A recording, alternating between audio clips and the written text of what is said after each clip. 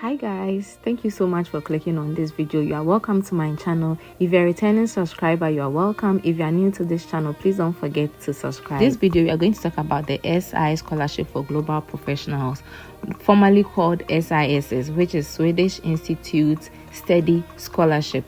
So this scholarship is actually aimed at developing future global leaders and also contribute towards the UN 2030 sustainable development agenda. So they provide about 700 English taught programs for 41 countries. Like if you're a citizen of the eligible 41 countries, you can apply. So to be eligible, like I said, you have to be a citizen of the 41 countries and you have to have applied for a master's program. So they have a list of schools and list of eligible programs that is on this SI program.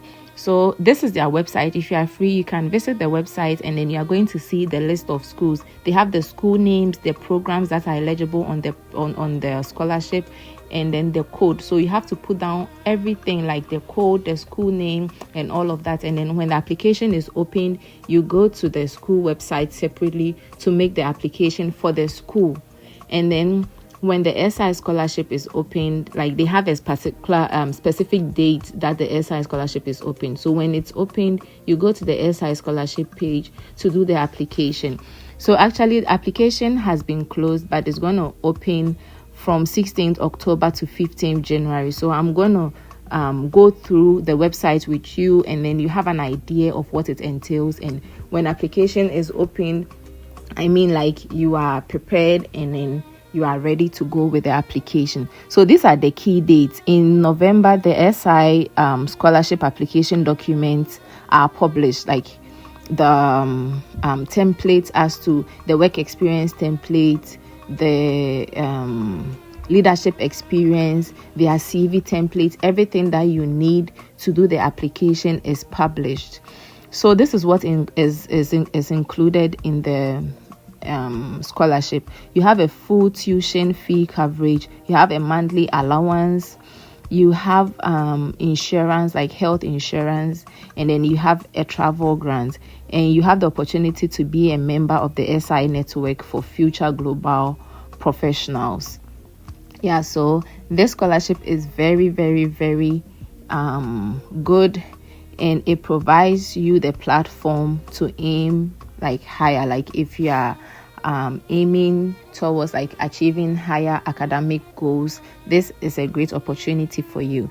So with the date, like I said previously, when the school opens, that's not the same date that you are supposed to pay your application fee. If you don't have the money, you can wait till the time to pay for the application fee is ready. I think it's around February, and the application fee is 900 Swedish krona, which is about $82. So this is what the scholarship doesn't cover. It doesn't provide grants for any family member, and it doesn't cover for your application fee.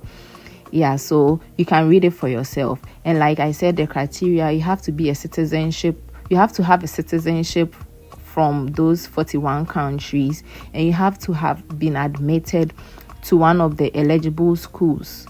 So when you are given the admission, if you are conditionally accepted, that is when you can apply for this scholarship. And the master's program have to be one of the eligible programs on the SI program, and you have to have a good previous experience, that is the work experience, and then a good leadership experience. So they are going to provide a template, right? A template where you document all your work experience. The work experience can be voluntary work, freelance. If you are self-employed, you can put it on the if you volunteer for NGO, like if you are part of an organization that give back to the community, that is a great plus for you. Like it's a plus for you, because this scholarship looks at those who give more to the community, because they want to see that, okay, after we give you this scholarship or after we give you this opportunity, how are you going to give back to the community? So if you are already volunteering with an NGO or providing, like doing this community stuff, is a plus for you. So these are the countries: Armenia, Azerbaijan, Bangladesh, like you can see Ghana on there. So my Ghanaian people, you can hop on this opportunity and give it a try. So the eligible programs, when you go to the website, you see the eligible programs that is highlighted over there. They have about 700 programs on there, and like I said previously, when you put down the program that you want to do, you are not going to do the application on the scholarship website. You have to go to the school's website to do the application. And this is a Swedish Institute scholarship, like generally for the schools in Sweden. So what I mostly advise is that even though you are applying for this scholarship, you have to search for the school and then see if they have internal scholarships. Sometimes they have scholarships for accommodation, they have cost of living scholarship. Like just try the possible avenues that you can get funding or assistance.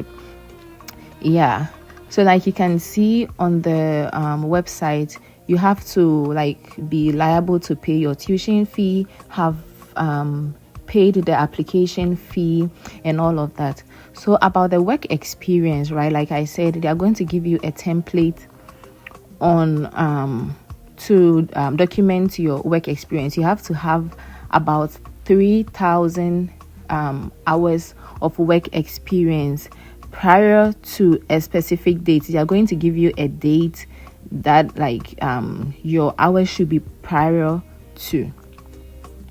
So with this one, like I said, it can be voluntary work, you can be an employee, you can be a freelancer or an employer, and you must be able to prove certificate for your work experience by using our template. So in the template, they have a place where you let your employer or your supervisor sign.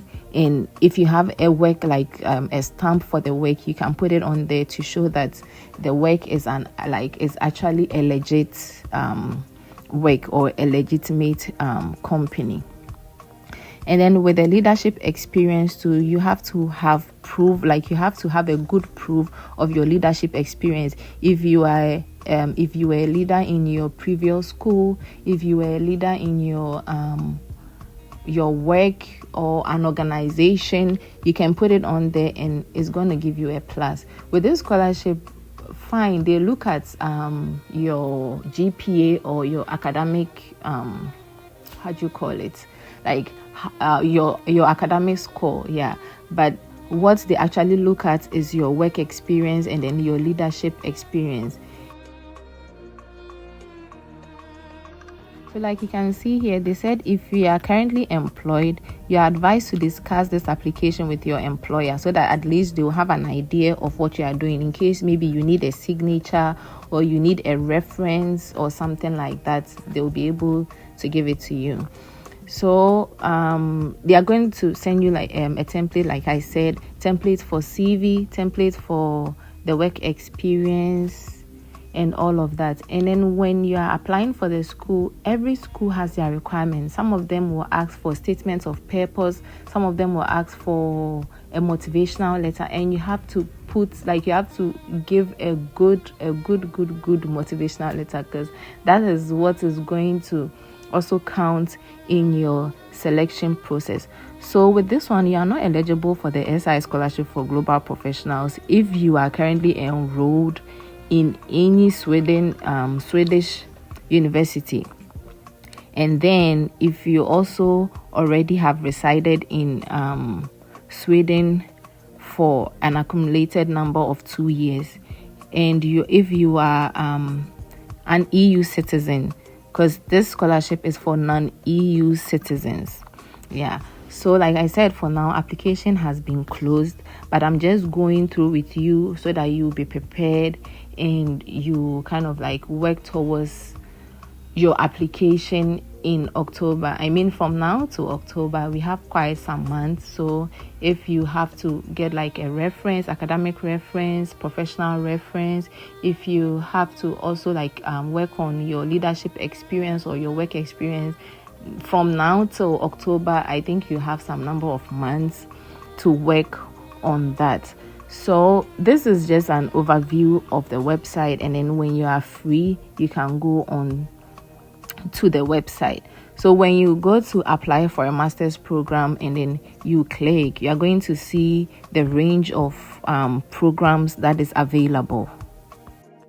And then when you see the program that is of your interest, you put that down, put the code down, and then do the application. When you do the application, they are going to give you an application number, and that is going to be your application number, because when they release the the awardees, they are not going to mention your name like, okay, Eric so and so from Ghana. They are going to call you by your application number. So application number is really important.